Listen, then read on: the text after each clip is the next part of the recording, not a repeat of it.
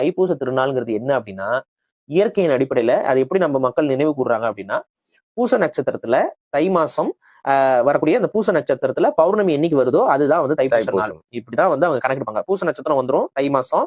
இந்த இதுல முதல் பௌர்ணமியாக எது வருகிறதோ, முழு நிலவு வருதோ அதுதான் வந்து இந்த நாள்ல. அப்படி என்ன முருகன் பெரிய ஒரு சாதனை செய்தார் அப்படின்னா, அன்றுதான் அவர் ஜீவ சமாதி அடைந்தார்.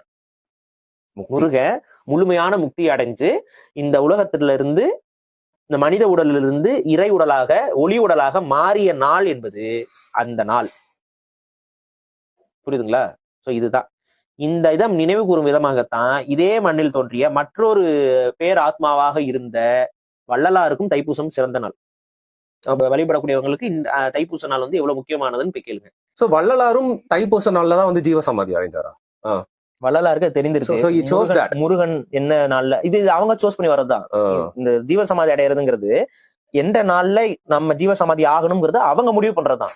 வள்ளலாரும் அதே நாளில் தான் ஜீவசமாதி ஆகணும். தை மாசம் அந்த பூச நட்சத்திரம் முதல் பௌர்ணமி அன்னைக்குதான் நம்மளும் ஆகணும்ட்டு. ஏன்னா அவருக்கு வள்ளலாருக்கு நன்றாகவே தெரியும் இதே நாளில் ஜீவசமாதி அடைந்தவர் யாருன்னு அவர் நல்லாவே தெரியும்.